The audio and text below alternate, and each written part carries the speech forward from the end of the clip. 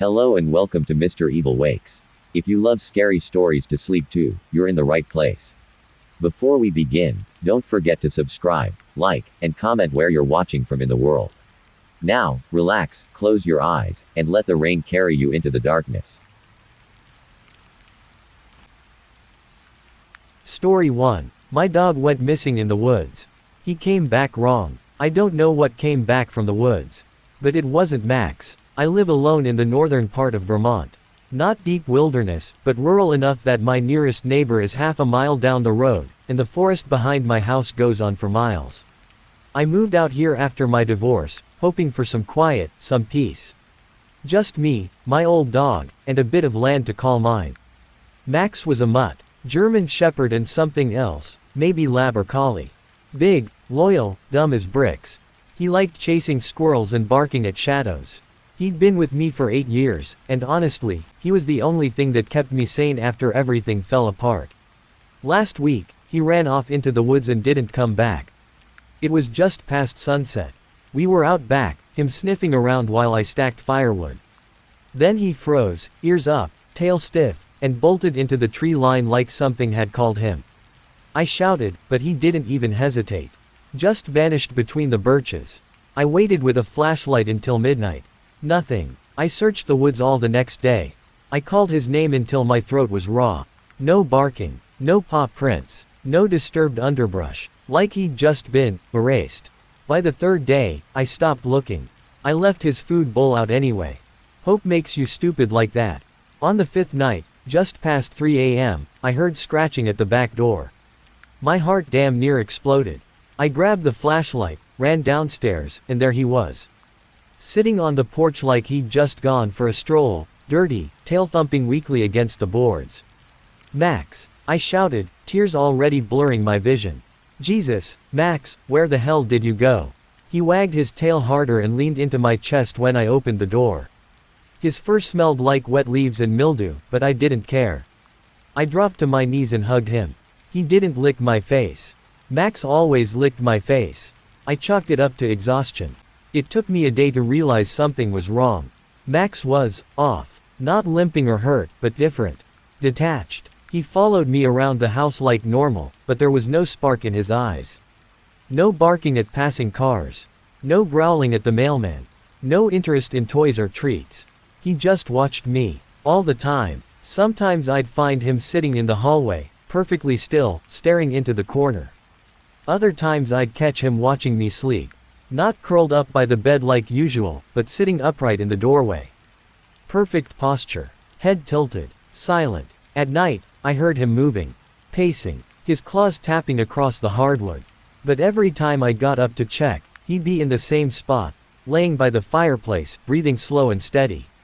And then there was the thing with his reflection. Max used to hate mirrors. If he caught his reflection in the TV screen, he'd bark and back away. Now, he stares at them. I noticed it one night when I was brushing my teeth. I glanced at the bathroom mirror and nearly dropped the toothbrush. Max was sitting behind me in the doorway, unmoving, staring directly into the glass. His reflection wasn't staring at me. It was staring at itself. And it didn't blink. I tried to get him to look away. Called his name. Snapped my fingers. Nothing. Just that steady, vacant gaze. I moved closer and waved my hand in front of his face. Finally, he blinked, slowly, like it was an afterthought, and turned his head toward me. For a second, I could have sworn his pupils were too big. Too wide. Too human. I didn't sleep that night. 2 days ago, I woke up to find Max standing on the kitchen table. Just standing there, like a statue. He didn't move until I touched him, and even then, it wasn't a startled jump. It was slow, mechanical. He stepped down one leg at a time and padded out of the room like nothing happened. That same night, I found dirt in the hallway. Not tracked paw prints, just a mound of black earth, like someone had dumped a shovel of soil from the woods onto my floor. I cleaned it up. It came back the next morning. Last night, I followed him. He got up at 2:14 a.m. I heard the back door creak open. I grabbed my flashlight and slipped outside after him. The air was ice cold. Moonless. Max was moving fast. Through the brush. No hesitation. No noise. I kept my light low and my distance close, following the sound of his steps. He led me deep into the woods, past the creek, past the old hunting blind, into a part one hadn't explored before. The trees thinned out, and I saw movement ahead. Max was sitting in front of something. It looked like a shallow pit. Maybe 10 feet wide, 6 feet deep. Freshly dug. The dirt was wet, mounded around the edges like something had crawled out. Or maybe in. Max turned to look at me. His eyes reflected the flashlight beam, like an animal's. But instead of the usual green-blue shine, they were red. Dull and heavy, like blood soaked through paper. He didn't growl. He didn't bark. He just smiled. At least, it looked like a smile. His lips peeled back too far. Teeth too white. Too even. Then he stood and walked around the pit and disappeared into the trees. I didn't follow. This morning, there were 2 bowls of food gone. 2 spots in the snow melted where bodies had slept. Max is sleeping at my feet now. But I swear he's not alone. Sometimes I catch him looking into corners again. Not with curiosity. With anticipation. Like he's waiting. And earlier, I found another mound of dirt by the door. This one had something sticking out of it. A bone. Not a dog bone. A finger. I don't know what came back from the woods. But it isn't Max. And I don't think it came back alone. I didn't go to work. Didn't check my email. Didn't answer calls. Instead, I drove into town and bought every motion-activated camera the hardware store had. Trail cams, baby monitors, even a few cheap security ones. I told the clerk I had a coyote problem. He gave me a tight smile and didn't ask questions. When I got back home, I set them up everywhere. 1 in the hallway, 1 in the living room, 2 in the backyard, 1 pointed at Max's bowl, and 3 around the perimeter of the woods. I linked them to a basic monitor on my desk and kept the feed up all night. Max watched me while I installed them. He didn't move, didn't make a sound, just sat there on the floor, staring, as if he already knew what I'd see. That first night, I didn't sleep. I watched the feeds until my eyes burned. At 1:23 a.m., Max stood up. The hallway camera caught it. He rose, slowly, unnaturally, and walked out of frame. The living room cam picked him up next. He passed through without even glancing at the lens. Just heading for the back door. I leaned forward in my chair. On the backyard feed, the door opened by itself. Max stepped outside. Then the footage glitched. Not a full static burst, more like a flicker. The kind you get when frames are missing. 1 second he was walking past the fire pit. The next, he was standing still, facing the tree line. The timestamp jumped by 4 seconds. Then the other cameras started triggering. Movement in the woods. 3 different feeds. Shapes passing between trees, tall shapes. Too tall. I squinted, adjusted the brightness, but the figures stayed just out of the light. Their limbs didn't move right. They glided. Max was still in the same spot. Unmoving. Then he turned his head, not toward the woods. Toward the camera. And he smiled again. That too wide grin. Teeth too flat, too many of them. Like something had drawn a dog from memory but never seen one up close. The backyard feed cut out. I checked the camera the next morning. The lens had been smashed in. The mount was twisted, almost melted. No footprints. Just more dirt. Another mound at the tree line. This one was shaped like a child. Small. Curled. I didn't dig. I kept watching the footage every night. It kept getting worse. Max left the house at the same time each night. 1:23 a.m. Exactly. Sometimes he stood still. Other times he disappeared for hours before coming back soaked in mud, paws black with something thicker than soil. The shapes in the woods came closer each time. The 3rd night, they stood at the edge of the yard. The 4th night, they were on the porch. The 5th night, they were inside. I didn't see how they got in. No doors opened. No windows broke. 1 frame they were gone. The next, they were standing in my living room. 7 figures. Tall. Pale. Wrong. And Max stood in the middle of them, tail wagging slow, like a metronome. His mouth hung open, panting, but the sound didn't match. I swear to God it sounded like whispering. Like multiple voices, speaking all at once in a language I couldn't understand. Then all 8 of them turned. They looked at the camera. And every feed cut to black. That was last night. This morning, all the cameras were gone. Not broken. Gone. Even the mounts. Even the cords. As if they were never there. Max is still here. lying by the fireplace. But now there's something new. A smell, like rotten iron, like the inside of something dead. And behind the couch, where the living room cam used to be, I found a handprint. Not a paw print, a human hand, long fingers, sharp nails, but pressed into the wall at shoulder height, as if whoever left it had crawled out from inside the floor. I tried to take a picture. My phone won't turn on. None of them will. And I know they're coming back tonight. They let me see them. They wanted me to. Because now I've started to hear the whispering, even when I'm awake. Not from outside. From Max. He hasn't moved in 2 hours. He hasn't blinked once. And I think he's smiling again. Please. If anyone's reading this, if anyone's seen anything like this before, tell me what to do. Because I don't think I can stay here tonight. But I also don't think they'll let me leave. Story 2. I get paid to answer phone calls all day, but I am only allowed to listen. We've all heard of odd jobs before. Quirky social media gigs. Requests from strangers on the internet. Sometimes legit, mostly illegal. I want to warn you about my latest venture. The premise is simple, but confusing. You are paid to answer calls, but you can only listen. If you talk back, if you say anything at all, you're done.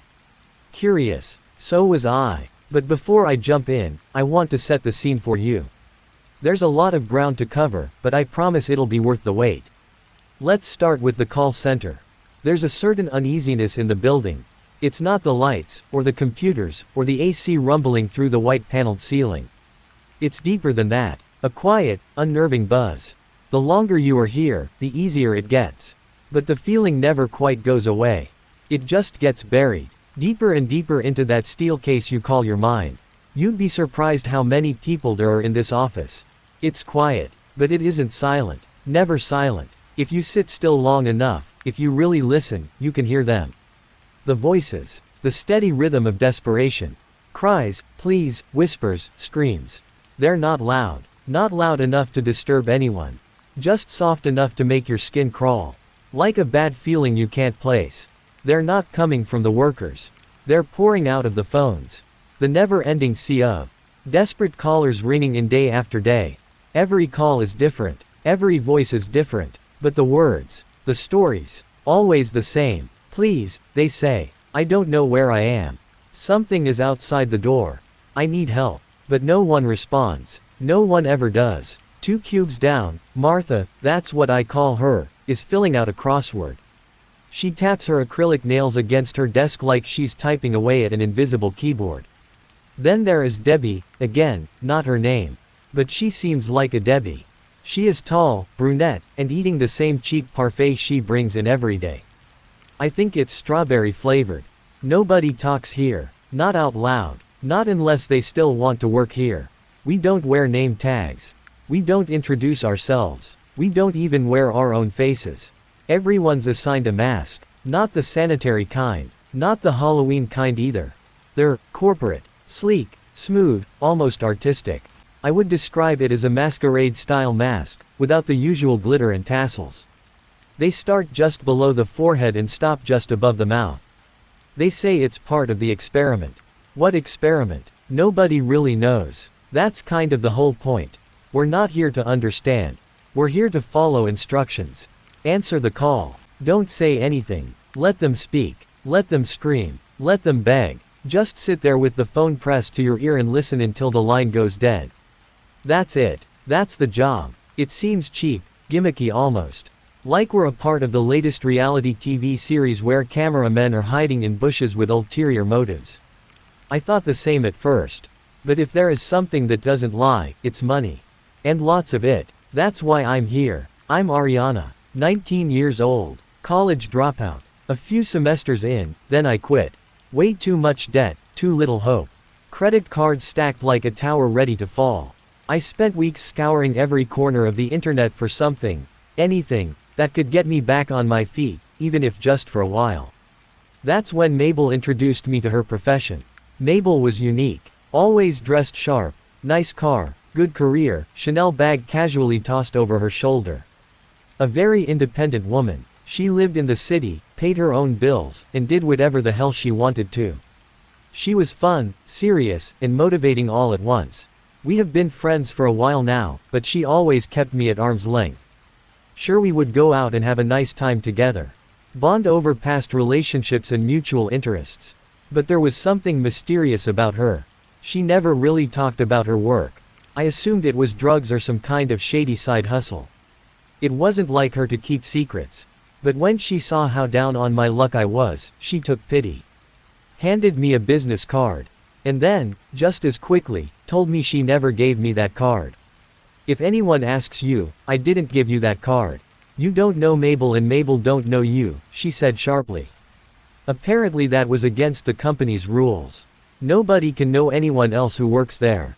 I was confused, but curious. I called the number. A voice answered. Cold, mysterious. They asked me 2 questions. Do you break under pressure? Do you know anyone else who works here? I said no and no. That was it. No background check, no references. Didn't even ask to see the resume I carefully prepared for the occasion. They gave me an address and a time. Simple as that. The onboarding was just as strange as everything else. You'd think I was signing up for some military program or a secret government project. Everyone was tight-lipped. No smiling. No small talk. The rules were simple. And unsettling. 1. Arrive at the building exactly when your shift starts. Not a minute early, not a minute late. 2. Keep your mask on the entire time. No exceptions. 3. Don't identify yourself. Don't try to identify anyone else. 4. Do not respond or speak to the caller on the other end of the line. It felt odd to say the least. But I kept telling myself it was just one big experiment. They're paying for data, not for us to help anyone. We're not really answering calls. We're the product, being fed to someone or something higher up the chain. That is what the assessors say at least. Assessors are basically glorified managers. People with a flashy degree and people skills that tell you the voices aren't real. That the people on the other end aren't people at all. They're artificial, synthetic, part of the test and nothing more. Simulations, they say. You're not hurting anyone. It's about resilience. Exposure therapy. Mental strength. Sure buddy. I don't know what they are. I refuse to believe they are people. It wouldn't make sense. But they don't act like simulations either. They don't sound fake. They sob. They stutter. They beg for their kids. They talk about the thing outside the closet, or the eyes under the bed, or monster outside their window. You sit there. You listen. You grip your pen tighter and tighter until the call drops out or the screaming stops or there's that awful, sudden silence like something just grabbed the person out of existence. Then you breathe. You clear your throat. And the phone rings again. You pick up. I've been here 8 months now. Not long, but long enough to know the rhythm. This job isn't about smarts or motivation, it's about routine. Muscle memory. You have to build your own little rhythm. Listening to terror all day eats at you, breaks you down slowly. I've seen it happen. New masks come in wide-eyed and curious, and by month 2 their breaking rules are just gone. My routine is pretty straightforward at this point. I get in at 6:45 a.m. sharp. Same elevator. Same gray carpet. Same cubicle by the fire exit. I don't speak to anyone. It's safer that way. Chatter is dangerous for me and for whoever's already picking up calls. At 7 a.m., my phone activates. The light goes on. Not a ring, never a ring. Just the light. Blue means wait. Red means answer. And when it's red, you answer. You don't greet them. You don't ask questions. You just listen. And what you hear, well, they're always running, always hiding, always being chased by something they can't quite describe. A little boy whispering, saying something is scratching at his door. His mom won't wake up. A woman panting, saying she's in the stairwell. Something is coming up behind her fast and the police aren't answering her calls anymore. A man with a crushed voice, locked in a closet. He mutters that he hears footsteps pacing back and forth, right outside, stopping every time he breathes. Different voices. Same panic. Some of them say they're in a hallway. Or a small bedroom. Or under a sink. Sometimes they describe this building. The call center. They'll mention glass double doors. Or the color of the carpet. Or the smell of coffee from a nearby break room. Sometimes they describe the workers. You have a mask, they'll say. Black gloves, I know you. You can help me. Then they scream. We're not supposed to react. Not even a twitch. I've gotten pretty good at it. Neutral face, steady hands. A woman once asked me to sing to her while something chewed its way through her front door. I didn't, but I wanted to. It sticks to you, even after the call ends. Especially then, we all handle it differently. Food, puzzles, fidgeting, anything to let out the tension.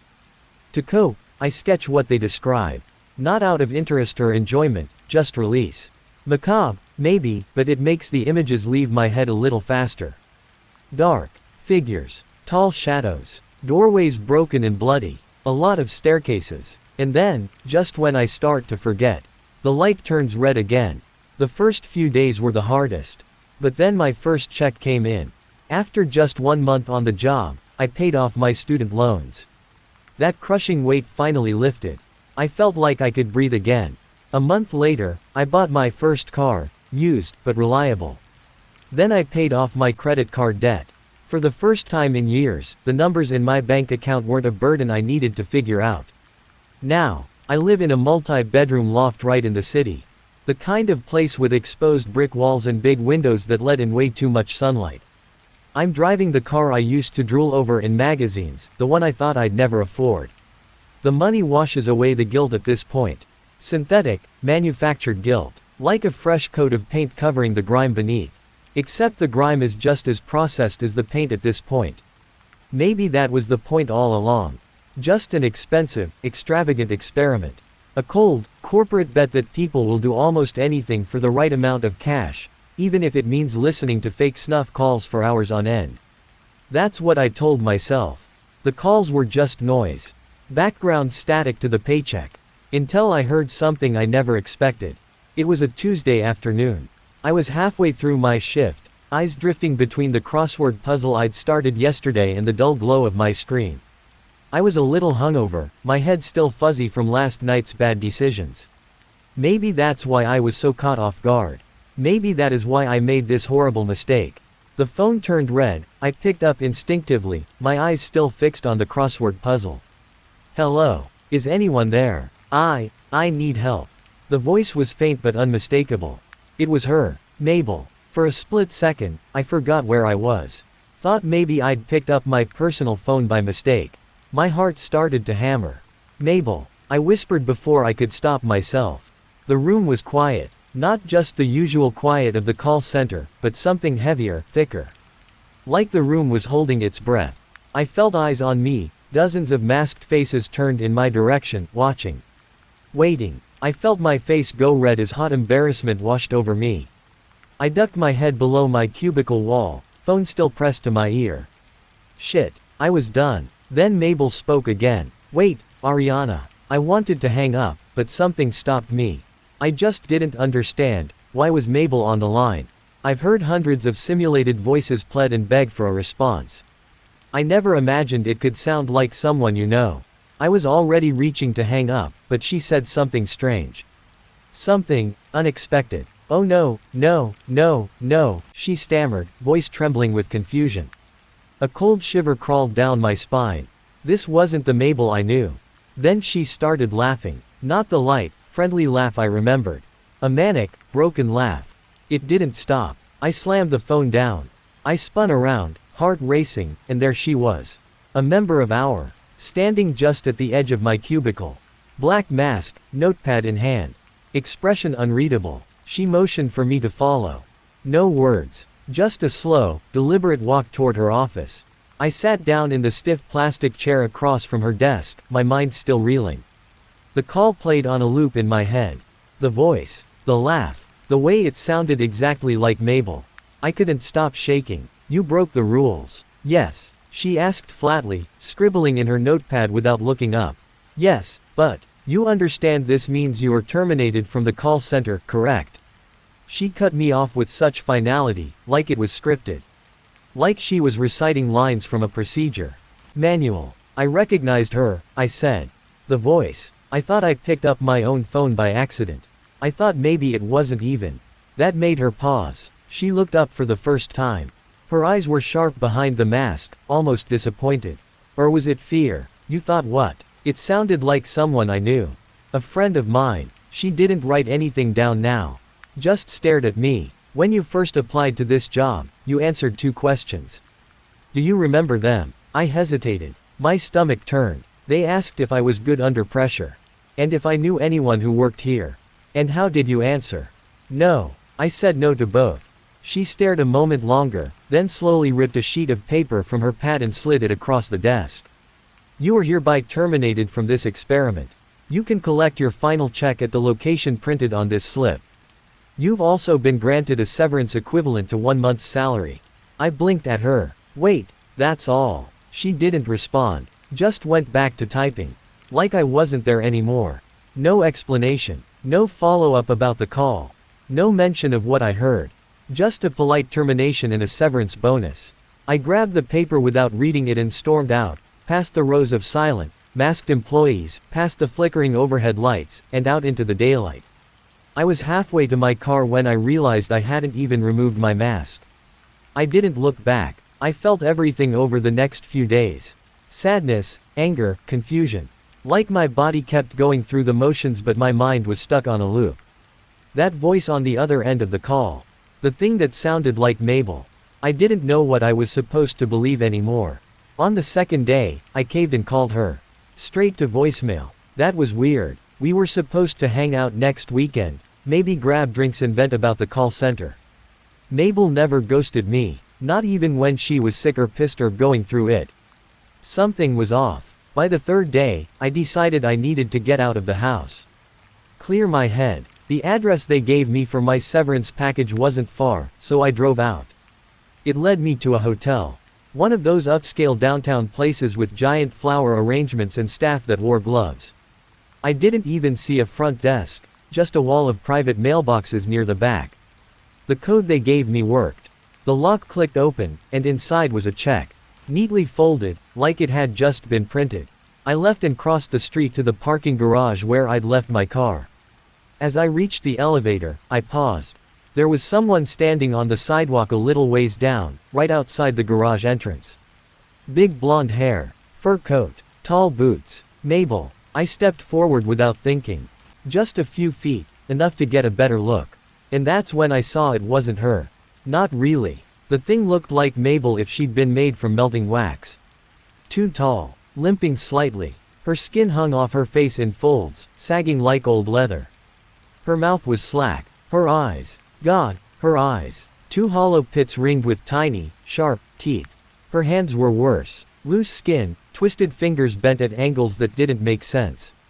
And yet people kept walking past her like she wasn't there. They moved around her, avoided bumping into her, like she had a presence. She took up space, but no one looked. Not directly. They didn't see her. Not really. If they did, they would have been as terrified as I was. The elevator behind me dinged and the doors opened. I ran inside, slammed the close door button with shaking fingers. As the doors slid shut, I heard footsteps on the concrete. Slow, deliberate, getting closer. Too close. I didn't look. I didn't want to see her again. The elevator dropped me off a few floors up. I got in my car and drove. Fast. Too fast. Every red light felt like a trap. Every time I glanced out my window, I expected to see her there on the sidewalk. Moving along in slow, rhythmic motion like a snail wearing human skin. I called a few friends on the way home. Just to hear voices. I didn't tell them what I saw. Didn't want to sound insane. But I felt insane. All those desperate calls I've been ignoring, month after month of people screaming and crying and begging, and now it's like the floodgates have opened. Everything's pouring in at once. Maybe I was having a breakdown. That's what I kept telling myself. Listening to pain and anguish every day will do that to you. I just needed rest. Some air. Maybe a little trip. I had money now. Enough to disappear for a few days. Clear my head. And if I still didn't feel right afterward, I'd find a therapist. God knows I probably needed one anyway. I took a detour from my apartment elevator to stroll through the lobby. I wanted to grab a few snacks from the shop beside the front desk before settling in for the night. I needed a bottle or two of something strong to drown out the sadness from my termination from the call center. I was crossing the front desk when I caught sight of something in the corner of my eye. I turned, and there it was again. Mabel, walking toward me from the lobby entrance. The sight gave me chills, but that feeling passed quickly. I felt steadier after the drive. More level-headed. I wasn't afraid. I was annoyed. This wasn't real. It had to be some elaborate prank. Or a figment of my imagination. Either way, it couldn't hurt me. I just needed to prove it to myself. I looked around. Everyone else was just walking past. I held my hands out, desperate. Really? Nobody else is seeing this. I took a few deep breaths and started toward it. Hey sir, why are you following me? I called out. The thing didn't say anything. Just kept lurching forward. I stopped a few feet in front of it. The smell hit me first, sour, rotten. I winced at the sight of the bloated figure writhing and convulsing under its cheap Mabel disguise. Did you hear me? This isn't funny, creep. I'm going to get security. Chomp. A mouth. It tore open from the thing's stomach and bit off the finger I was waving at its chest. Just like that. Gone. I staggered back, screaming, clutching the bloody stump where my finger used to be. It kept limping forward. I screamed louder, begging for help. No one looked. No one even paused. I turned and bolted toward the stairs, blood dripping behind me. I was halfway up when I heard the stairway entrance slam open. It was coming. I reached my floor and sprinted down the hall. Fumbled my key out of my purse with trembling, bloody hands. Got the door open, locked it behind me. I backed away until my spine hit the wall at the other end of the apartment. I pulled my phone out and started dialing 911 with my good hand. Ring tone. Then silence. No connection. I checked my service. Full bars. This didn't make any sense. I called friends. Family. My hairstylist. Nothing. No ring tone. Just silence. I cursed and rushed to the peephole. Nothing out there. Not yet. Just a wide, empty hallway. Blood was getting everywhere. I could feel my heartbeat in my hand from all the pain and swelling. I stumbled into my bedroom, wrapped my finger to stop the bleeding, and popped a few painkillers. Once that was taken care of, I sat at my desk and opened my laptop. Tried to get online, email, social media, anything. Blank screen. No connection. I sat down and cried. I didn't understand what was happening. Something was wrong. Not just with that thing in the hallway. Not just with me. Reality itself was broken. No one could hear me. No one could reach me. No one cared. I was isolated. Trapped. Food for something that wore my friend's skin.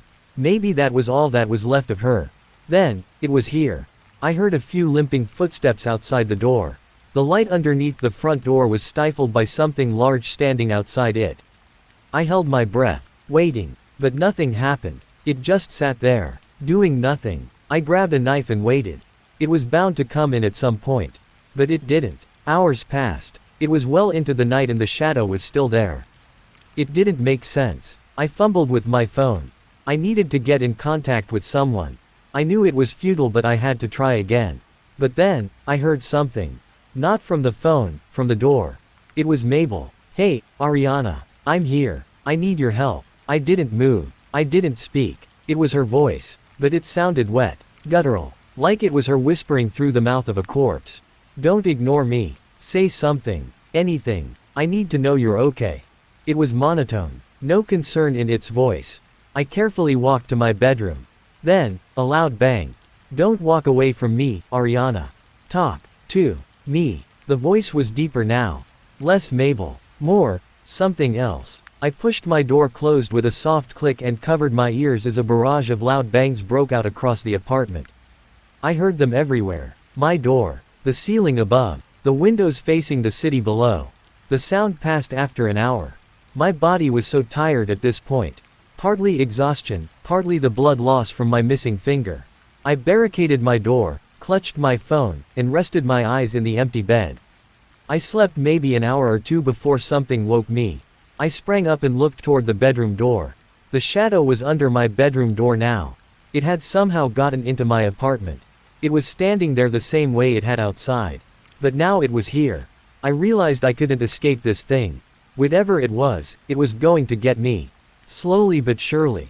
It had no issue entering my apartment. It would have no problem breaking into my room.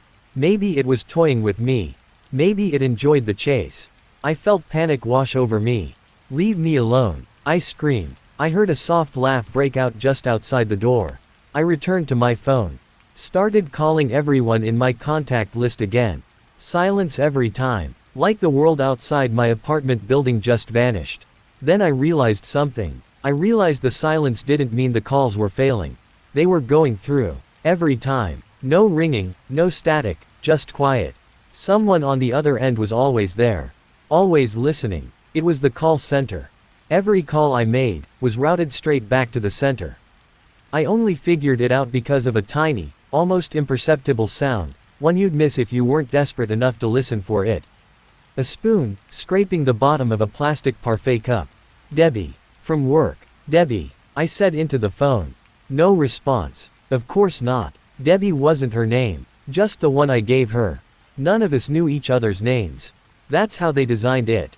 Masks. Code numbers. Shift schedules that barely overlapped. Hey, I know you. Well, not know you, but we work together. Please. Just say something. I think you can help me. Still nothing. And that's when it hit me. They wouldn't answer. Not ever. They couldn't. We don't speak. Not to them. It didn't matter what I said. How much I begged and cried. And could I really blame her? I ignored hundreds of calls just like this. That is when I broke. I started laughing. Loud, cracked, borderline hysterical. The same kind of laugh I heard from Mabel, that day she realized the truth. That she was calling the same people she sat next to every day. That none of us said a word. Not when it mattered. It was real. All of it. Real people. Real demons. God, those poor people. Men, women, and children. The poor children. The creature outside went quiet during my breakdown. Maybe it enjoyed my pain. Maybe it was hoping I'd walk out, still broken, right into its jaws. Once the laughter died and I steadied my breathing, I felt a strange mental clarity. Could have been the painkillers. Or sleep deprivation. Either way, I had an idea. If they respond, the creature moves on. That was my theory. I never got confirmation from Mabel, but she had tried it. She screamed into the phone until someone broke the rules. And the thing left her alone, at least that was the hope. I needed to get someone to answer. To break the rules. Like Mabel did. Like I did. I racked my brain for anything I knew about the people I worked with. Something, anything, that could crack their armor. Then it hit me, Martha. She was always working during my shift. The one with the crossword puzzles and clacking acrylics. The only reason she came to mind was because I knew something about her I shouldn't. We do our best to hide our identities, but every now and then something slips out. A phrase, the flash of a text on your personal phone, the hint of a tattoo. Her mistake was much more telling, and easy to forget. One day I saw a brochure sticking out of her purse. Assisted living facility. I recognized the name. My mom had looked into it for my grandfather once. Nice place. Private rooms. Big windows. Expensive. Probably why Martha took the job. I grabbed the phone. Started dialing. Random numbers. Cold calling the call center. Over and over. Same silent line. Same hollow wait. I listened for her. I waited for the familiar tap of nails on the cheap plastic desk. Fast, plasticky little clicks. Call. Hang up. Call. Hang up. Nothing. Was Martha even on rotation today? I started to feel hopeless. Outside the room, the door handle started to twitch. A soft rattle, like someone trying to figure out the lock. It would be in here soon. Then, I heard it. The clacking of nails. I prepped the script in my mind. I had one chance. Hello, I said in the calmest voice I could manage.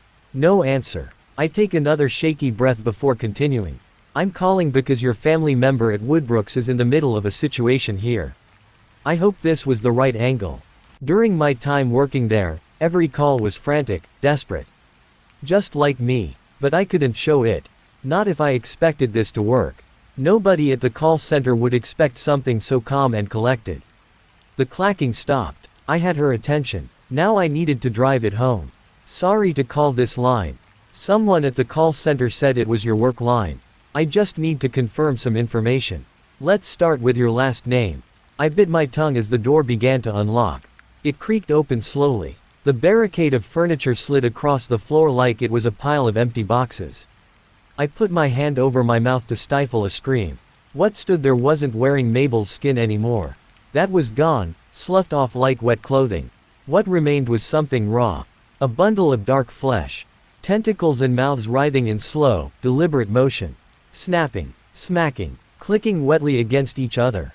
They turned toward me slowly. The bundle of wiry flesh writhed towards me in unison. I closed my eyes and tried to keep my voice level. Ma'am, this is an emergency. If I don't get a directive right now, I will need to call 911. I felt warmth descending upon my face. 100 little mouths breathing on my skin in anticipation. Then, she spoke. Is my mom okay? She asked. The sound of her voice felt like a lifeline being caught in the middle of the ocean. I opened my eyes. To my surprise, the thing was gone. I caught just the tip of a black tendril vanishing around the corner toward my front door. I grabbed the phone again. Listen, this isn't Woodbrook. I used to work with you. Something's coming for you. The call center, it intercepts your calls. You need to get someone to respond. The line went dead. I stood there, useless. I didn't even know her name. Didn't know what she looked like. And yet, I may have just sentenced her to a fate worse than what happened to me. Mabel. I felt sick. I didn't leave my apartment for weeks. I needed time to process everything. I'm in a better headspace now. You can thank a lot of expensive therapy for that. I got into this job for the money. I didn't care about the calls. I told myself they were fake. But that was a lie. The truth is, I was desperate. I don't know if I would have taken the job if I'd known what was really going on. Honestly, I probably still would have. That's what scares me. But now, I have a new purpose. A better one. I'm going to end the call center. I don't know how yet. But I'm working on it. I owed it to Mabel. And Martha. I don't care if I go broke. If I lose everything. There are more important things than money in this life. And this place is going to learn that the hard way. Until then, you've been warned. Don't accept a job from the call center that ignores desperate people. Real people. Scared people being chased by a real threat. I managed to make it out. But most people won't be so lucky. Most people will be hiding in their homes. Crying, pleading, begging a bunch of corporate morons in masks to save them from something truly evil. But if you already work in a place like the call center, it isn't too late. If you can help, help. Don't sit idly by and listen to injustice. Don't let the corporations tell you it's all synthetic garbage. Use your own judgment. Be kind. Be curious. You may just save someone's life. Story 3. My dad spent 15 years tending to the tree in our backyard. I just cut it down, and I don't think it was a tree. I don't know where else to turn. I can't talk to my mom about this, she's already a wreck. I can't talk to my dad because, well, he's the reason I'm writing this.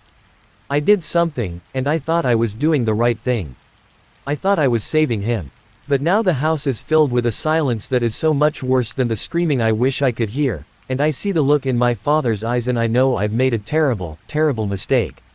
I need help. I need someone to tell I need to do. We live in a nice house. The kind of place people move to when they want a family. A big yard, a picket fence, flower beds my mom fusses over. It was a normal, happy place to grow up. Until the tree. It all started about 15 years ago. I was 10. My dad came home from work one day absolutely buzzing with an energy I'd rarely seen. He was a quiet man, a decent man, worked a steady job in logistics, and his passions were small and manageable. He loved gardening. It was his escape. On this day, he was holding a small, wrinkled paper bag. "Look at this," he said, his eyes shining as he showed me a single, gnarled, black seed. It was the size of a pigeon's egg, strangely heavy, and covered in faint, spiral patterns. Got it from a street vendor downtown. An old fella. Said it was special. Said it would grow into a great tree, a king in our yard. Said it would cast its shadow over the whole house and protect us. I was 10. I thought it was cool. My dad was a sane, rational man, but he always got a bit poetic when he talked about his garden. I just figured he was exaggerating to make his only kid excited. We planted it together in the center of the backyard. It was a good memory. One of the last, purely good ones, I think. The tree grew. And it grew fast. Faster than any tree has a right to grow. Within a couple of years, it was already taller than me. My dad was ecstatic. He tended to it like it was some kind of deity. He built a small, neat wooden fence around its base, not to keep animals out, but, it seemed, to designate its space as sacred. No one else was allowed to water it. No one else was allowed to prune it, not that it ever seemed to need it. It was his. For years, my mom and I just accepted it. It was Dad's hobby. His thing. When he was out in the yard, kneeling by the tree, we knew that was his time. We didn't interfere. We didn't think much of it. But the tree kept growing. And as it grew, my dad started to change. Subtly, at first. He'd spend more and more time out there. He'd come in for dinner with dirt under his fingernails and a distant, peaceful look on his face. He started talking about the tree not as a plant, but as a presence. The tree is well today, he'd say. It enjoyed the rain. We'd just smile and nod. By the time I was in my early 20s, the tree was a monster. It was a species none of us recognized. Its bark was a smooth, dark gray, almost black, and its leaves were a deep, waxy green that seemed to drink the sunlight. It towered over our 2-story house, casting a vast, profound shadow over the entire backyard for most of the day. And that's when we really started to notice the wrongness. The first sign was the other plants. My mom's prize-winning roses, the vegetable patch, the cheerful little flowers she planted every spring, and anything that fell under the tree's shadow for more than a few hours a day would wither and die.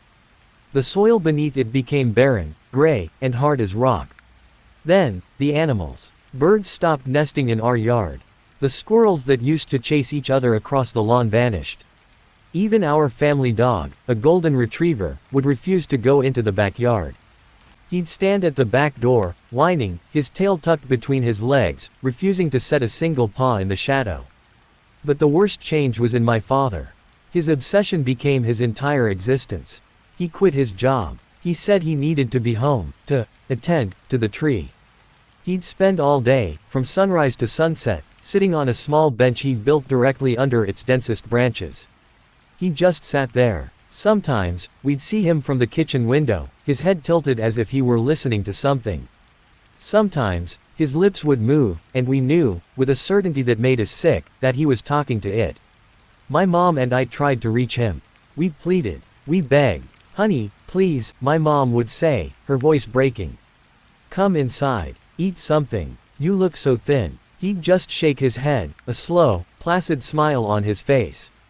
"I'm not hungry. The shadow is enough. It's so peaceful here. It comforts me. It can comfort you, too, if you'd just come and sit with me." We never did. There was something about that shadow. It wasn't just a lack of light. It felt cold. It felt heavy. It felt hungry. Standing at the edge of it felt like standing at the shore of a deep, dark ocean. You knew you shouldn't step in. The last weeks were the breaking point. He stopped coming inside at all, except to sleep in his chair in the living room for a few fitful hours.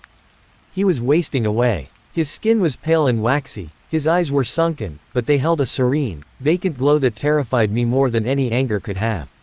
He was being consumed. The tree was eating him alive, and he was letting it. I decided I had to do something. I had to save him. The tree had to go.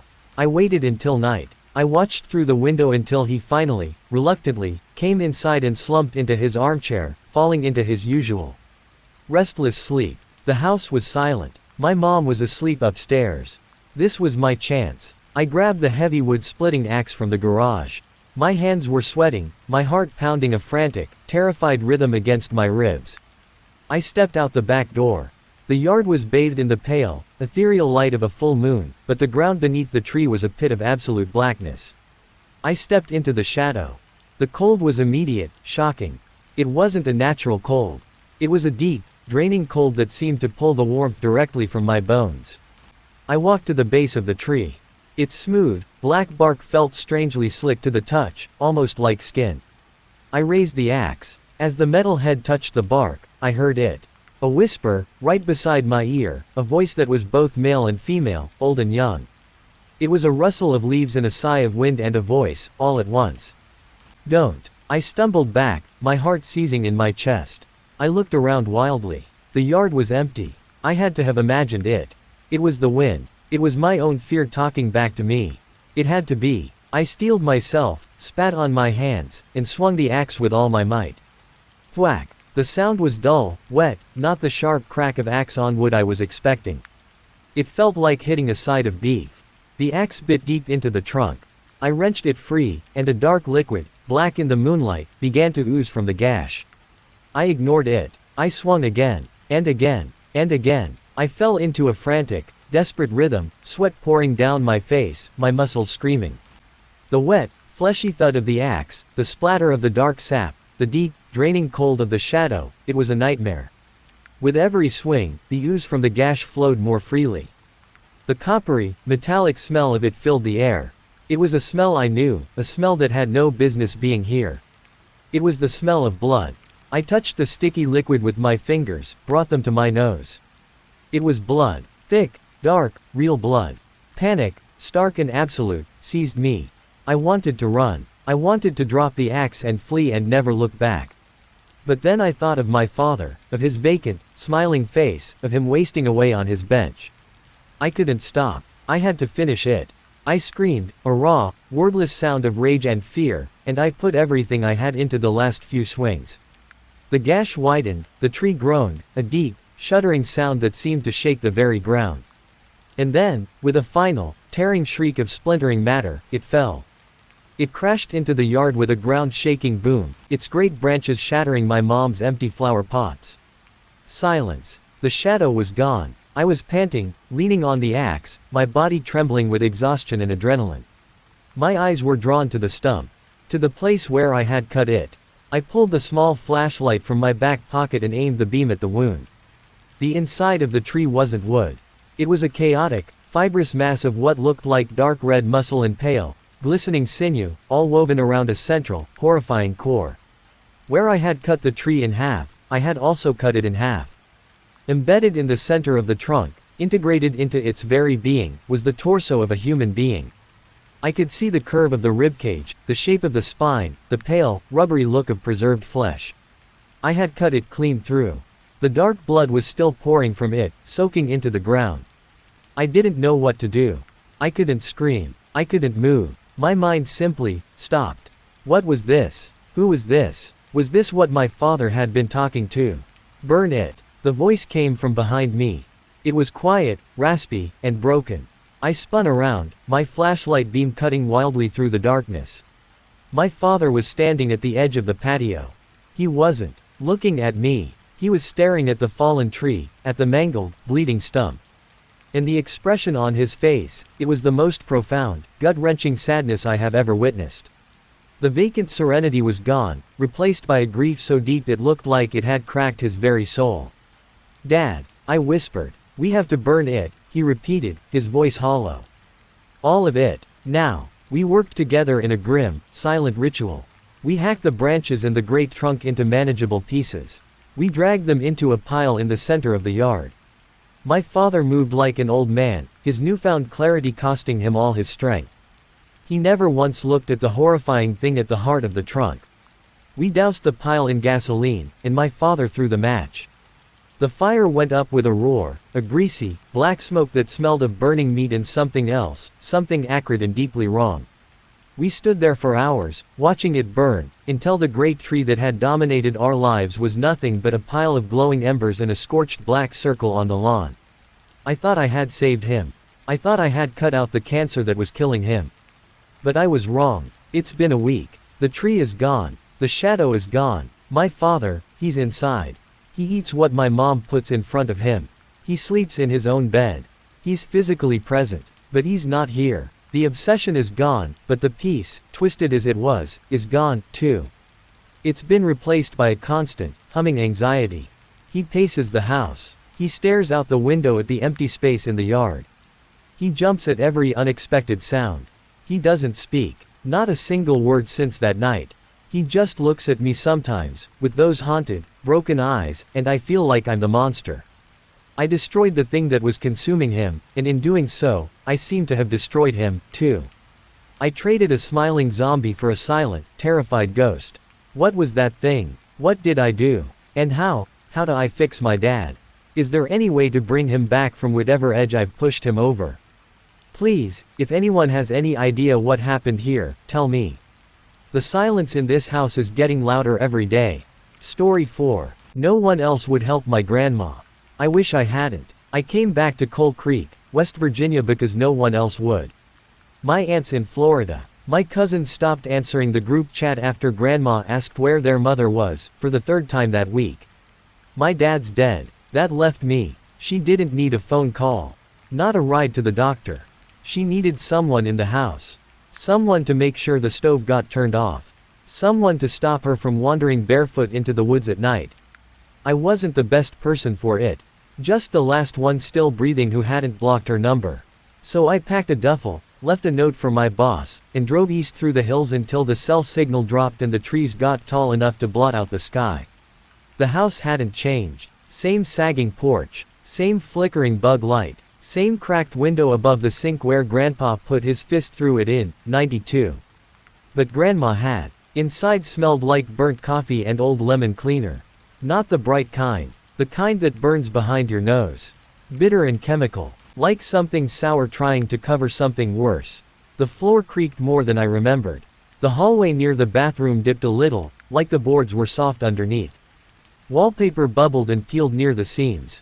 The living room window had duct tape over one pane, yellowed and curling at the corners, like nobody had touched it since the Clinton years. She was in the recliner.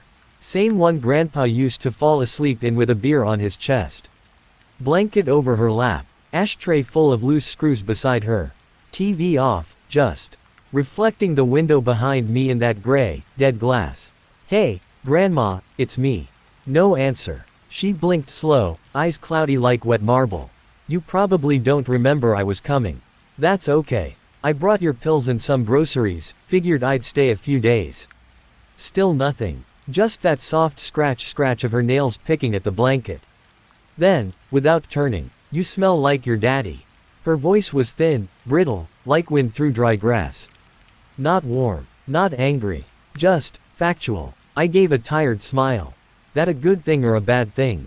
She didn't answer. Her gaze stayed locked on the dark TV, like it was showing her something I couldn't see. I moved toward the kitchen to put the groceries away, left her sitting there in the chair. I was halfway through putting cans in the cupboard when I heard her voice again, low and quiet. "He came back, I told you he would." "No, don't start crying now, I told you, didn't I?" I peeked around the corner. She was still facing the blank TV. Still alone. Still whispering. I slept in the back room. Used to be my dad's when he was a kid. Twin mattress on a metal frame. Same thin yellow sheets with faded cowboy prints. Same dresser with the broken top drawer that always slid open a few inches on its own.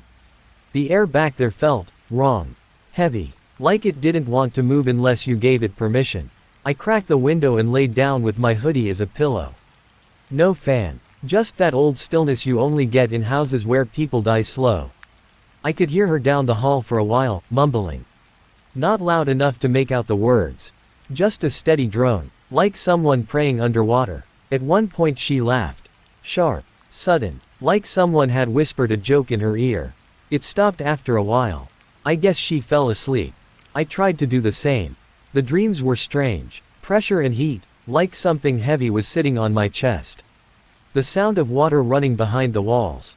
A breath that wasn't mine, brushing close to my ear. It didn't feel like sleep. It felt like being held under. I woke up with my heart hammering. The room was dark, still. But the door was cracked open now. I know I closed it. For a second, I thought I saw something, a shape in the hallway. Short, slouched, leaning forward like it was listening. I sat up. Grandma. The shape shifted, stepped into the low light spilling in through the living room window. It was her. Thin housecoat, eyes wide and glassy, arms limp at her sides. Just standing there, staring in at me like she didn't know who I was. I got up slow, eased toward her. "You okay? You need something?" She flinched when I got close. Didn't speak. Just turned and shuffled back down the hall barefoot, muttering something too low to catch. I watched her bedroom door close behind her. Didn't sleep much after that. She was quiet most of the afternoon. Sat in the recliner watching static again, TV off, remote untouched. Just staring at the glass. I cleaned a little. Hauled some junk mail to the burn barrel out back. Tried not to look at the woods too long. They weren't scary. Just dense. Claustrophobic in the daytime. Black by 5. I passed the bathroom on the way back to the guest room. Door cracked. Light on. I heard snipping. Quick. Rhythmic. Sharp little metallic bites. Snip. Snip. Snip. Grandma. No answer. I pushed the door open slow. She was sitting on the toilet lid, hunched over her lap. One hand holding a tissue. The other, nail clippers. Her foot was up on a stool. Bare. Shaking. She wasn't trimming. She was cutting. All the way down. Past the white. Past the pink. Into the bed. The big toe was already bleeding. The nail split and pulped, jagged like cracked tile. She didn't flinch. Just kept snipping. Eyes unfocused. Mouth moving with a little tune I couldn't place. Snip. Snip. Snip. Grandma, stop, you're gonna hurt yourself. She didn't look up. It grows back if you let it. Just keeps coming back. Then she looked at me. Real sudden. Eyes wide. Red rimmed. Wet like she'd just been crying, except there were no tears. Just that shaky smile people make when they've been alone too long. You've got your daddy's feet. I always hated that about him. She was different the next day. Quieter. But twitchy. Kept folding and unfolding a dish rag with her thumbs like she didn't know where she was. Her teeth clicked. She wouldn't eat. I offered soup, crackers, a protein shake. She wouldn't touch any of it. Just stared at the window over the sink and said, "It's too cold for him out there. Don't want him stiff before we get the nails in." I stopped moving. She didn't even look at me. "Grandma, what?" She blinked, looked confused, looked at me, but through me.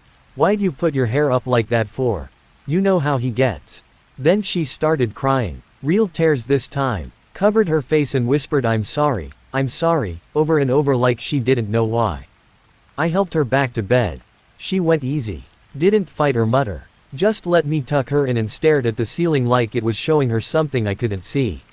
She was out cold by 10. I couldn't sleep. The house was too quiet. That kind of quiet where you can hear it, like pressure behind your ears.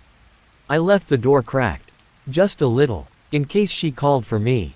Around 1:30, I heard movement. A soft creak. Another. I thought she was up again. Maybe headed to the bathroom. Maybe just wandering. I stepped into the hall. Her door was still shut. The light was off. But the living room, the recliner was rocking, just slowly. A soft, steady cree, cree, cree. Like a kid pushing themselves in time with a lullaby. Nobody was in it. I stared too long. Didn't move. I walked up close. Real slow. Every board creaking like it didn't want me near. There was something on the cushion. Not a coin. Not a crumb. A fingernail. Fresh. Pale. Split down the middle. The kind of rip that doesn't happen by accident. The rocking stopped the second I picked it up. No wind. No movement. Just the TV flickering blue in the corner. Still unplugged. The next morning she was already awake. Sitting stiff in her rocker like she'd never gone to bed at all. No TV. No radio. Just the low scrape of her nails against the armrest. She was humming again. Same tune as before. Something slow. Maybe a church thing. Or maybe just something she made up. I brought her oatmeal. Hoped the warmth might pull her back into herself. She didn't look up. "They always name him," she said. Voice flat. Not talking to me. Just, out loud. That's where it goes wrong. You give it a name, you start thinking it means something. Don't give animals names. Makes it harder to bury 'em. She scooped a spoonful of oatmeal and brought it to her lips like nothing was wrong. Chewed. Swallowed. Looked at me, finally. "Did you check the lock on the shed? The wind was up last night." I hadn't. Didn't even know it had a lock. I just nodded and said yeah, I would. She smiled. Real soft. Almost proud. Then went back to humming. It was just after midnight when I heard the screen door creak. I hadn't been sleeping well. Dad's old mattress was rather thin. And the smell of that house, mothballs and old piss and something worse underneath, clung to the roof of my mouth no matter how many times I brushed my teeth. I sat up, wiped the sweat from my chest. Listened. No wind. No bugs. Just the hum of the fridge and the slow groan of something settling on the back deck. I cracked the curtain open. Grandma was out there, barefoot, nightgown hanging loose off one shoulder. Standing still in the dark like she'd been poured into it. In her hands were the shears. Not kitchen scissors. Not hedge trimmers. The old iron kind. The farm kind. Rust like dried blood flaked down the handles. Blades long enough to snip a chicken's head off clean. She wasn't cutting anything. Just holding them. Arms low and relaxed. Like someone waiting their turn. She was humming again. I didn't go out. Didn't call her name. Just stood there, Curtain pinched between my fingers, watching the soft sway of her shoulders as she turned and walked back inside. She never looked at me. But she set the shears on the kitchen counter before going back to bed. I didn't touch them. I couldn't. She died on a Thursday.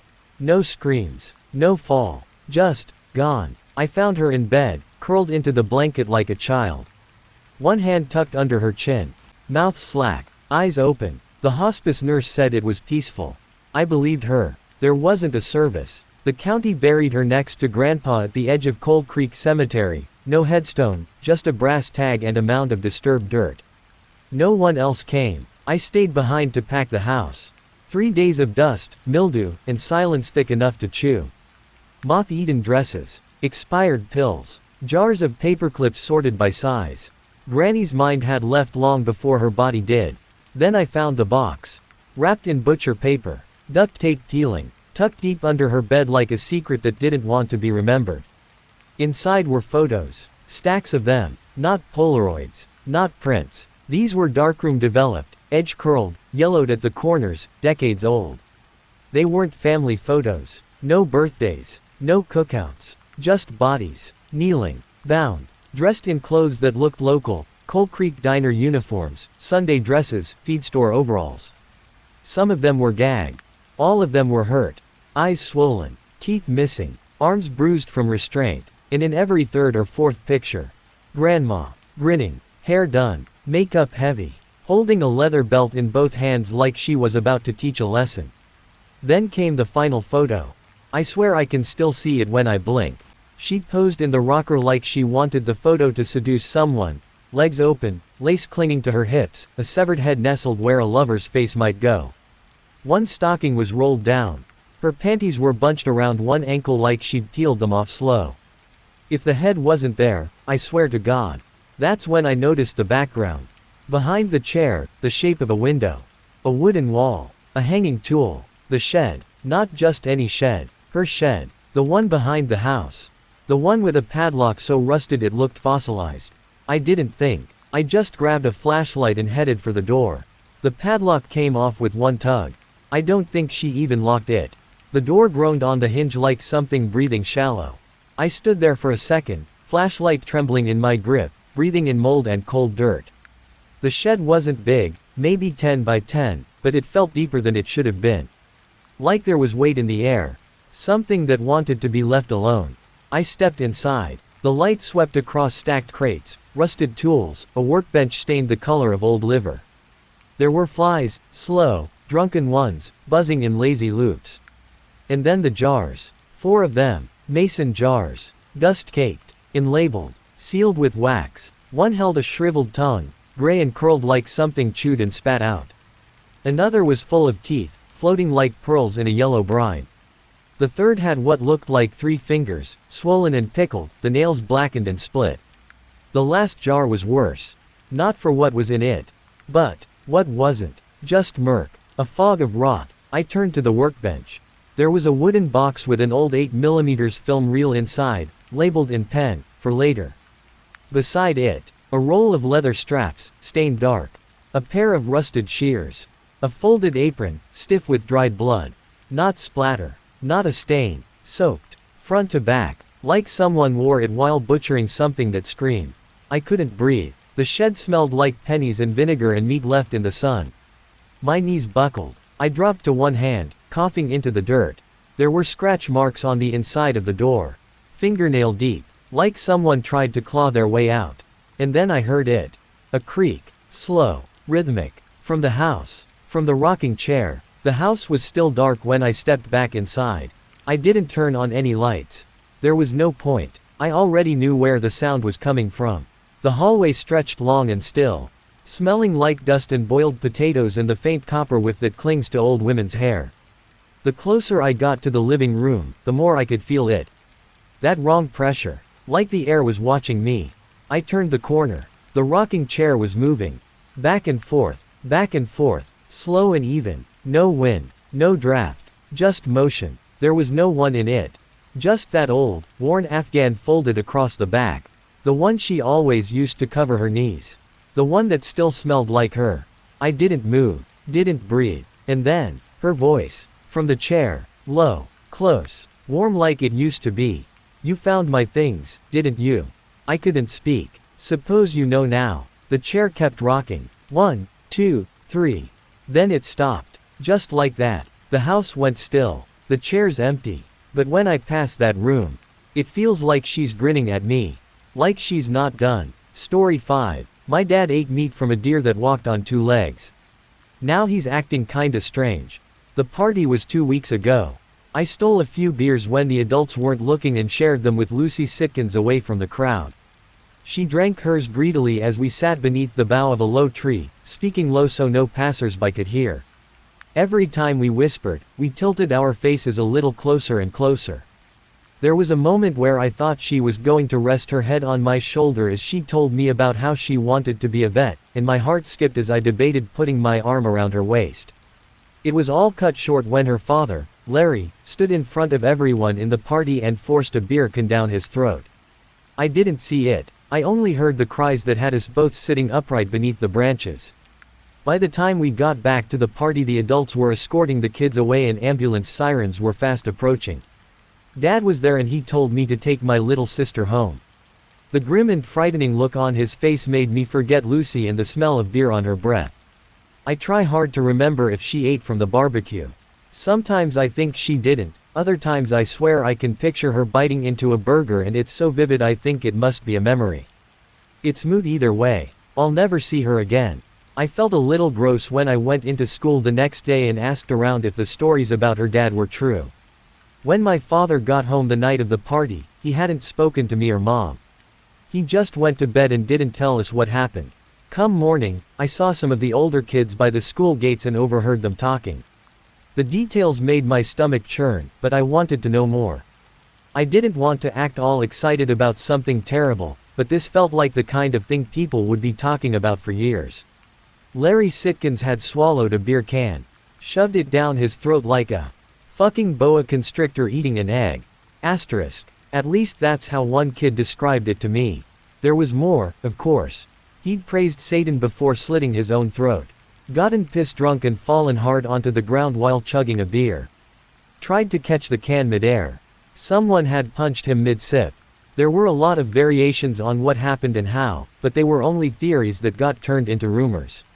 A lot of us were just trying to make sense of it. Larry was a pretty run-of-the-mill guy. He was a landscaper who made lame jokes at kids' birthday parties. He was about as nondescript as they came, at least as far as a bunch of teenagers were concerned. We got halfway through the day before Mr. Straub shut the bleachers on his neck. It was in front of the cheerleaders. There were ambulances again, crying girls and boys and even some of the teachers. Most of them just looked confused, except for Mr. Straub. I managed to catch a glimpse of him as I jogged over to find out what all the screaming was about. He looked empty of all thoughts and emotions, with his head set at a crooked angle. I figured that was how people must look when dead, but apparently, he'd been like that during the act. He'd walked up, perched his neck between the slatted benches, and hit the remote button to slide the bleachers closed. Whole time, he was just slack-jawed and stupid-looking, even as the metal mechanism crunched vertebrae and cartilage. I later learned Larry had been like this too, when he killed himself. He was getting ready to pop the tab on a fresh beer when he simply stopped, looked up to the sky, then forced the whole thing down his throat in a single world-shattering moment. I didn't know it back then, but there were others just like Larry and Mr. Straub. A barista in a coffee shop steamed half the skin off her arm while keeping eye contact with a guy in the drive-thru.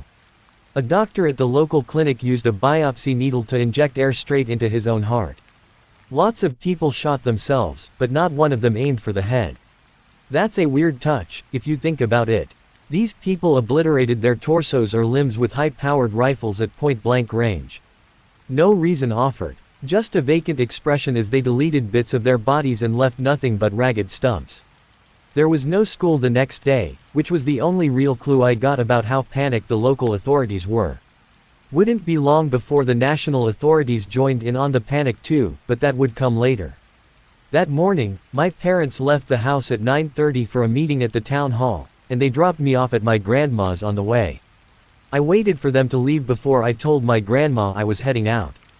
It was a hot day and she only nodded her approval as she sat reading with my sister. She hated seeing me play video games and always encouraged me to go make my own adventures outside. I had no plans. Didn't even want to see any of my friends. I thought a lot about Mr. Straub's face as I crossed empty farmers' fields and walked into the woods. I'd been to an open casket funeral once.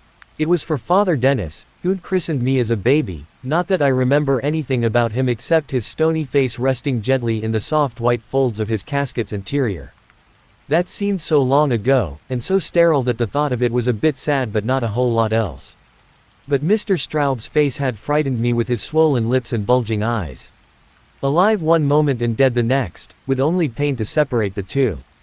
And yet he'd looked so bored hanging there from his own broken neck, still wearing those ridiculous red shorts he always had on no matter the weather. It took time to recognize that seeing a dead body had freaked me out. I felt like it shouldn't have messed with me as much as it did, and I guess that's why there was a little bit of anger mixed in with all those thoughts in my head. It's also why I pushed on through the woods until the trees began to thin, marching in the humid summer heat until my t-shirt was soaked and my legs ached. I wanted to feel tired. Wanted it so the only thing I could think of were my throbbing hamstrings and sunburnt forehead. It ended when I reached the tracks. Shaggy rocks and boulders rose steeply on the opposite side. Only other ways to go were left into town or right into a dark tunnel, its mouth bristling with ivy. At least the air coming from it was cold, so I took a second to stand and catch my breath, feeling the sweat cool and evaporate as the wind billowed gently out of the darkness. I wasn't stupid though. I paid close attention in case I heard the sound of any passing trains, and when I did hear one, I raced off the tracks as quick as I could. It honked as it came past. Another day and I might have worried that I was gonna get in trouble for playing on the rails, but all I could really think of was the thing I'd seen lying by the tracks. It had been lit up by the train as it came roaring out of the tunnel, not far from the entrance. In the strange silence after the train had gone, there was only the dim light of the setting sun to see inside the tunnel, and everything looked the same. Old clothes, broken bottles, discarded crates, trash strewn around wherever it found space. But I knew what I'd seen in the harsh white light of the train's passing beams, and it was a hell of a lot more than garbage. I'd seen a man. He was lying face down. There'd even been a hand, bright and pale like the moon in the night sky. I was sure of it. I didn't know what to do, not right away. I was afraid and didn't want to go inside, but I couldn't just pretend I hadn't seen anything either. I tried shouting to them. If someone down there heard me, they gave no sign of it. Wasn't until I actually stepped into the darkness and let my eyes adjust that I confirmed there really was a man lying down in there. He was draped across the tracks, and he didn't have any legs. And judging by the way the blood stains had turned the color of shit, he'd been there for a while. Hell, half a dozen trains must have gone right over him thinking he was just an old bit of cloth or something. That's if they saw anything at all. In that time he'd dried out a little. He wasn't a mummy or anything, but the blood on his stumps and coming out his mouth looked more like jelly than corn syrup. I was sobbing by this point, crying hard as I tried to make sense of what I was meant to do, while also feeling like all of this was terribly unfair on me. There was a moment where I could almost feel myself wanting to be a kid again. A proper one. Little. One who doesn't have to do things. One who can get upset and scream and run away. I'd only just started to appreciate how badly I'd been messed up by seeing Mr. Straub, and then God went and dropped that kind of nightmare in my lap. Teeth stained black with blood and open eyes that looked at nothing. It felt like a nightmare. Not just the moment with the body, but everything else too. Everything since that beer beneath the tree had felt like it wasn't part of reality anymore. But nightmares end. I was outside, gasping, vomiting, crying my eyes out, when I heard something shuffle in the tunnel I'd just run out of. Part of me thought that a sound must mean someone was alive and close by and that meant I wasn't alone. But another part of me thought something else entirely. It was the part of me that took over and stopped me crying or making any more noise. My mouth turned dry as a desert and all of a sudden I was no longer hot all over, but cold. Freezing cold. And my legs were backpedaling away from the tunnel with short, quiet steps. The noise persisted. It was the shuffle of something getting dragged over gravel and old plastic bags. It had a rhythm to it that was slow. The word that springs to mind is one I got taught in a biology class a long time ago. Locomotion. Asterisk. Something down there was moving. It was moving towards me. It sounded slow and broken and feeble, but that didn't matter. Somehow, even though I knew it was completely insane, I just knew what was gonna come out of that tunnel. I knew it the way the rabbit knows the wolf, or the ant knows the spider. But still, when I saw him crawl out of the dark and into the light, I screamed so loud I'd have a sore throat for the next few days. It was the man from the tracks, and even though he moved, he was not alive. I tried telling myself that he couldn't have been dead because only living things move, but that was horseshit. He dragged his bloody legless torso with one working arm while the other lay dislocated across his back, the fingers of both hands curling as he heaved himself along. And that face. That same empty gawking expression, just like Mr. Straub's. He wasn't alive. He was a dead thing, and that made him some kind of impossible monster. I turned and ran screaming through the trees. Whole time, I could only think of the thing that was behind me and was trying to close the distance. It didn't matter that it was slow. Didn't matter that I ran for over an hour. Didn't even matter that I wasn't sure if I knew my way home or was even running in the right direction. All that mattered was putting one foot in front of the other until there was nothing left inside me. Time turned funny. Seconds moved in strange staccatos until eventually I collapsed on legs made of rubber. Then I dragged myself into an old tree hollow to hide, and that was where I lost all consciousness. When I woke up, the sun had set and it was dark. I vomited some, then found my way back to the beaten path and stumbled achingly through the cold night air back to my grandma's farmhouse. Dad was sick. My grandma screamed something to this effect at me as she held down his right arm, while my mother tried to grip his head in her blood-slick hands. He resisted with dumb determination. My little sister cried, watching the scene like a shell-shocked soldier. There was grunting and sobbing, and suddenly, a bang. Then a puff of plaster rained down onto my head and everyone began to yell and shriek a little louder. Dad had a gun. That was what my grandma was trying to wrestle out of his hands. She held a knife, and that's why there was blood, but I didn't know whose it was. I wasn't sure what she was planning to do with it until she tried to use it to cut his trigger finger off. The scuffle resulted in another bang and a window exploded outwards. I finally ducked and grabbed my sister, rushing her into another room, but there were 3 more explosions and each one broke something inside me.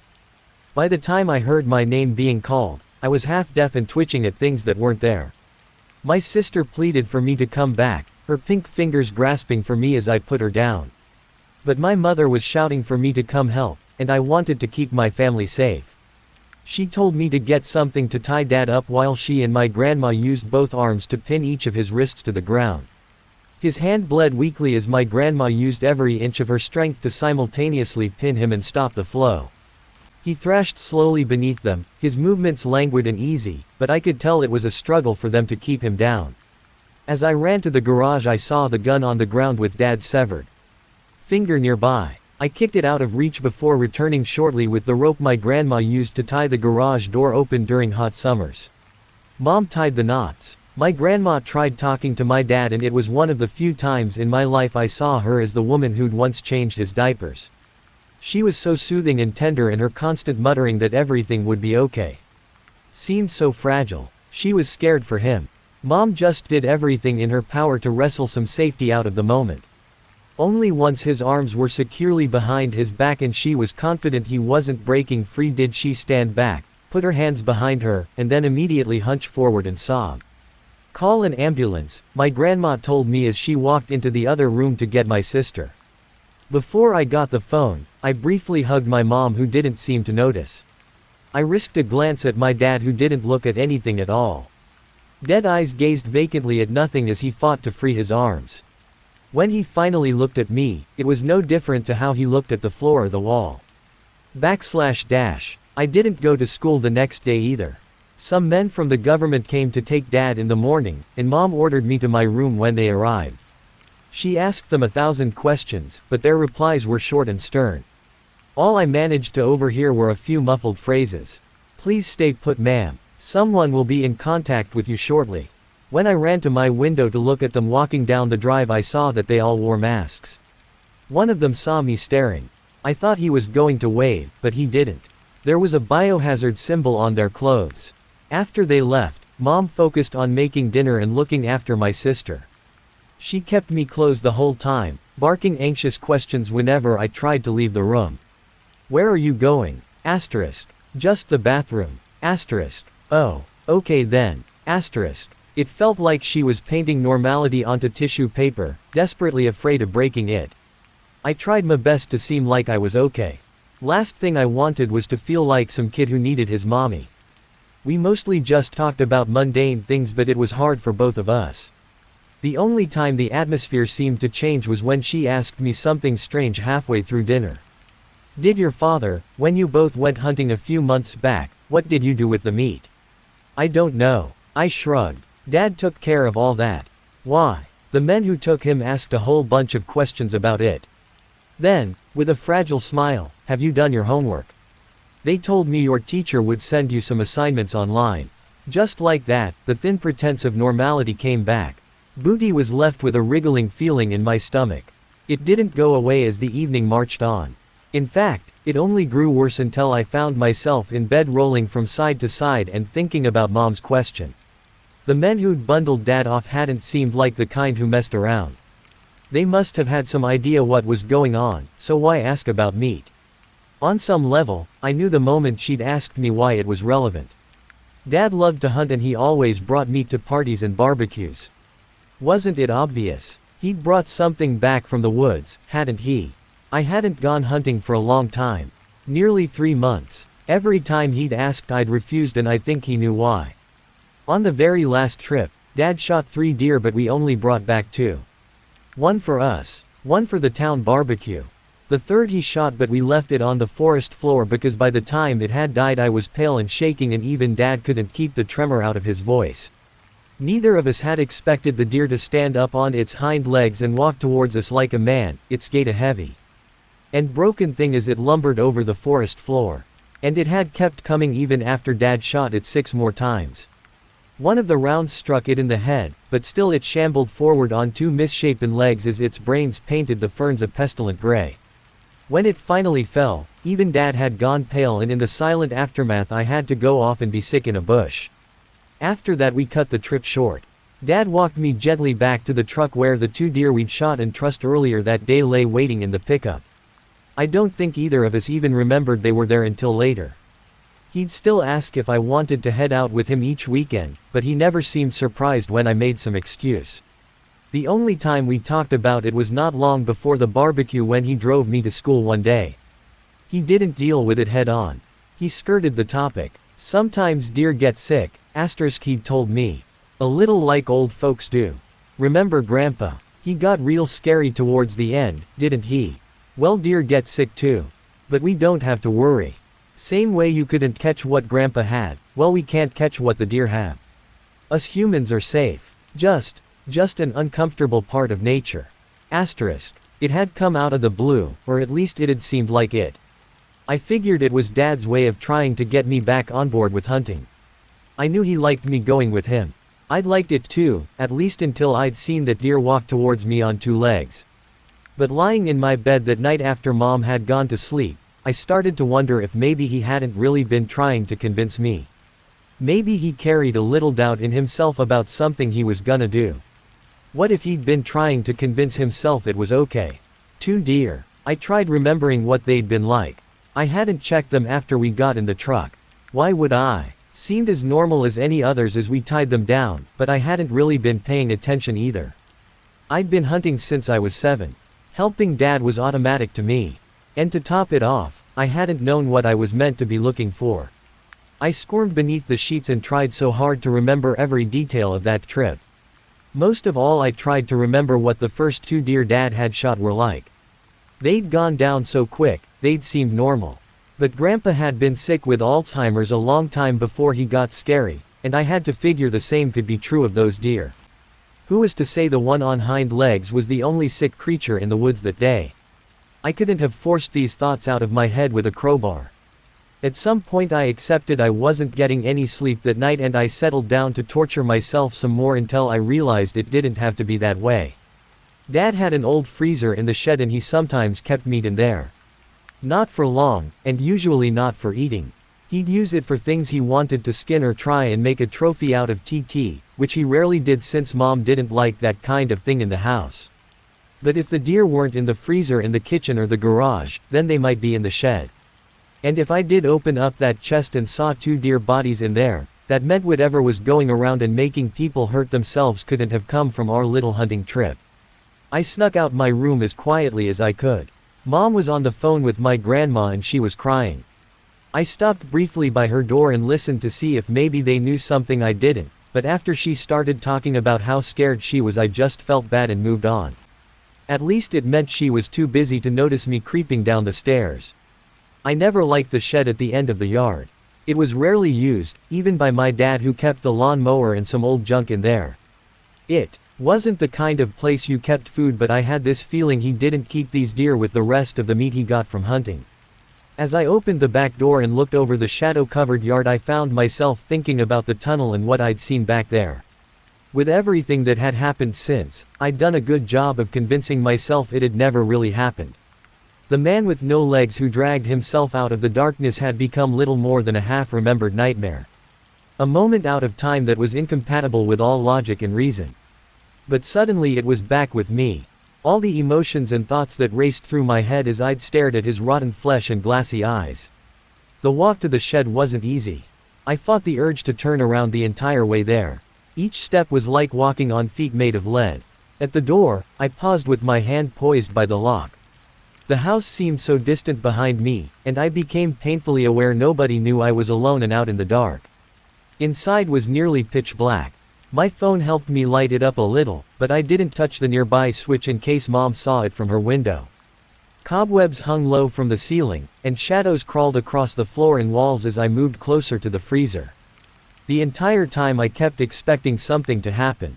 I even imagined that deer rising from beneath the lid, pushing it open to stand unnaturally tall on its hind legs where it looked down at me with the same dead eyes I'd seen in my father.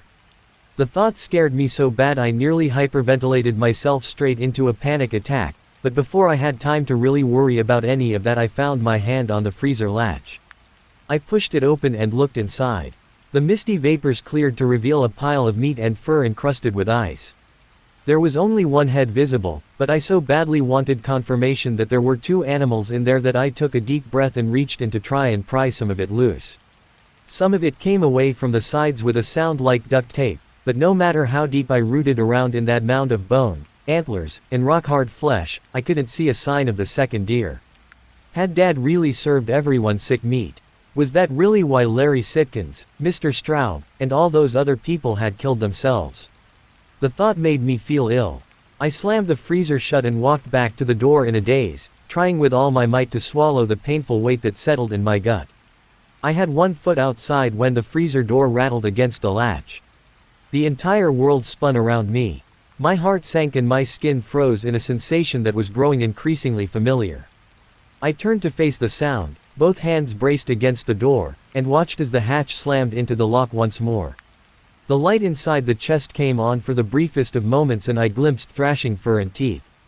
Then it happened again, and each time I saw bits of hoof and bone and strange musculature that frightened me so deeply I fell down onto my ass and didn't even realize. When the latch finally gave way, the lid flew open and stayed there. Light poured out of the box and I waited, breath held, for that thing to emerge. To come roaring out of sight and bear down towards me on unnatural legs. But nothing happened. The silence stretched on for what seemed like an eternity until, at last, there was a crash louder than any before and the entire freezer rocked back and forth and slowly fell over. The deer, or parts of it, fell out with a hard, wet thump. Bits of its chin and face shattered on the hard-packed ground, sending little shards of meat and bone skating across the floor on melting streaks of blood. Some of them even reached my feet. The thing inside moved with the sound of snow crunching beneath your feet. Its thick neck and broken head twisting side to side, scanning the shed's interior with faulty eyes. I've never seen anything move like that. Not before or since. This was worse than the man in the tunnel. Worse by 1,000 times. The deer was still mostly frozen, but some impossible force was making fight the crystallized water in its own cells, and the result was skin that ripped like tissue and muscles that cracked and crunched as they tried to flex and contract. It lifted its head and tried to scream. The breathy sound that left its fuzzy black lips made my heart start skipping beats while my bladder emptied. I couldn't help it. Couldn't stop myself. And when I looked down and saw pieces of melting flesh start to writhe and wriggle, I tried with all my might to stifle the cry building up in my throat, but it still escaped as a desperate, high-pitched whine. The deer turned its head towards me with a violent swing. Another breathy shriek, and then it began to thrash its stiff and frozen legs in a terrifying attempt to get closer. To say it had a predatory look would be inaccurate. Anyone who's seen a predator in action knows that nature is mostly indifferent when it kills. A bear tears into its prey with the same dull look of someone opening their McDonald's. Predators don't hate the things they hunt. But this thing, I could feel its hatred. Its malice. It was nothing like what I'd seen in my dad's eyes or even the eyes of the man in the tunnel. But it had spent months in that box, hadn't it? This was the disease when you skipped 3 months ahead. Anger. Hatred. Jesus Christ, I couldn't even say if it was gonna eat me. That's what you think when you see a zombie, right? It's gonna try and take a big bite out of you. But this frozen clump of hair and meat and braying lips dragged itself across the floor with an expression like murderous rage. The look of someone ready to beat another living thing to death using its own hands if it had to. Unable to face it a moment longer, I dragged myself back onto my feet and fled, shutting my eyes as I entered the cold night air. I made it 3 steps before I slammed into my dad. /dash. It was like I'd run full speed into a tree. I bounced back and hit the earth, pain flaring up my coccyx as my father loomed over me. He'd felt cold for the brief moment where we'd made contact. My mind blocked out the sound of something hideous scrambling in the shed behind me, and the entire world narrowed until it was just the face of the man who'd raised me, looking down with pale dead eyes. Dad. He swallowed, then briefly examined his hands. I think I'm dead, he muttered, almost as if he was talking to himself. When did I die? I pulled myself up and grabbed his hand. He was cold, but his pulse was racing. I could even see the veins in his forearms throb sickeningly. Dad, are you okay? They told me I'm sick, he said, his eyes gazing vacantly at the empty space behind me. I think they're right. But there's more. He looked at me, the intensity of his gaze so powerful that I let go of his hand and took a step back. For the first time in my life, I was scared of him. I'm not alone in here, he said, his voice pleading for help. Slowly, his expression twisted into a grotesque mask of agony and desperation. Oh Jesus, it isn't just me in here. I tried to move, but he was a big man, and his arms wrapped around me like steel bands. Dad, I cried, struggling to pull myself loose as he sobbed louder and louder. Dad, Jesus, you gotta let me go. The shed door burst open. I managed to twist around just enough I could see what came out, and I felt an urgent terror crawling up my flesh. The deer had pulled itself loose from the freezer, and it now stood in the doorway on 2 legs. Its body looked all wrong in that posture, like when you twist the limbs around on a doll. Probably not far from the truth, thinking about it. Dad didn't react, but I began to scream as the nightmare coalesced around me. My father gripping, holding me in place as that horrible thing lurched towards me on 2 legs. It moved like claymation or a puppet show gone wrong, but it was quicker than I'd feared. As each step brought it closer, I found myself losing what little control I had. I started to scream, started to shriek. I beat at my father with my fists, but he didn't budge an inch. My clenched hands just bounced off his strong shoulders, and it was like I was trying to hurt a punching bag. I started to swear too. Started to scream things I thought were bad, then worse, then so bad I'm not even sure I can blame other people for putting those words in my head. I told my dad I hated him. Called him a son of a bitch. Called him even worse. All that commotion got the attention of others. Neighbors' lights started coming on. My mom emerged from the back door, wrapping her robe around herself as she squinted at us in the dark. What the hell is going on? She cried as she stumbled towards us, but when she saw that deer, she started screaming too. I don't know why, but I thought that other people appearing would help somehow. That is 2, 3, half a dozen people came stumbling into the open lawns, peering over waist-high fences. It'd stop the slow but inevitable onslaught of that monster. It did no such thing. I had to listen to their confused shouts and cries while gesturing and begging for help, the entire time the sound of the creature over my shoulder getting closer and closer. Meanwhile, my hands tried to pry away my father's thick arms, but each time I got leverage he simply flexed and his grip tightened around me. He was muttering something the whole time, but I couldn't hear it. Finally, my mom screamed and ran swinging an old rake at the space behind me. I heard the impact, the splintering of the wooden handle. Then she stumbled backwards and I had to twist to get a look at the deer that was now just 6 or 7 feet away, the spokes of a rake still sticking out of its face. The monster looked right at me and opened its mouth, and I swear to fucking God it was gonna talk, but right then someone shouted. "For the love of God, Alice, get away from that thing." Alice was my mother's name, and she fell to the floor just seconds before an explosion broke the night, silencing all voices and shattering the deer's head like a crystal ball hitting the ground. My heart raced so fast I thought for a moment I was gonna die. Then I looked down at Dad and finally heard what he'd been mumbling this whole time. "It's innocent, it wants us. It's innocent, it wants us. It's innocent, it wants us." // There isn't much left of Dad these days. I got to visit a couple times. Fat lot of good it did. As far as I'm concerned, he died that day in the kitchen when he first tried shooting himself. They're treating us in this special hospital. Mom was real upset that visitations are limited, but I think it might be for the best. Her and my sister tested clean. Most people did. I didn't. Mom snuck me this phone a couple weeks ago and I've been using that to write. Funny thing is, one of the orderlies saw me on it a few days ago and just laughed. I think that maybe the government aren't too worried about this story getting out. At first I didn't really get why until I started actually putting all this down into writing. Got to the part where that half-man came out the tunnel and I realized no one's gonna believe me. Still, I gotta try. Partly, 'cause I wanna protect people. Whatever this disease is, it's a hell of a lot more than some twisted prions, and I think the government knows that.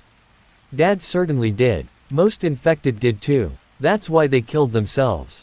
They wanted out. The voice that comes with this illness is it's like if your brain is just words in a book and then someone dipped that book in a can full of used motor oil. You just wanna give in. Hand it all over. It wants your body, so whatever you do, don't fight. That's worse. Give it up. In hindsight, we should have let Dad kill himself. What he went through was, well, it was probably a lot worse than the others who got to die. I sometimes think about going into his room with a pillow, but security is pretty tight around him. As for me, infection is still in its early phase. It takes everyone differently, and for me it's taking quite its time. They think it's because of my age. Still, I can sort of feel it under there. Growing. I think it's why I'm writing this. It wants me to. This sickness, it lives out in the woods. Way out, in parts of the soil where the sun hasn't shone in millions of years. It's old enough to remember a time you could walk from Appalachia to what's now called Glasgow. And it's been fumbling around out there, in the brains of deer and other things. The sickness tells me this. Tells me it's learning about this new world. Tells me how my mind tastes. But most of all, it tells me it's getting closer. Thank you for spending your night with me.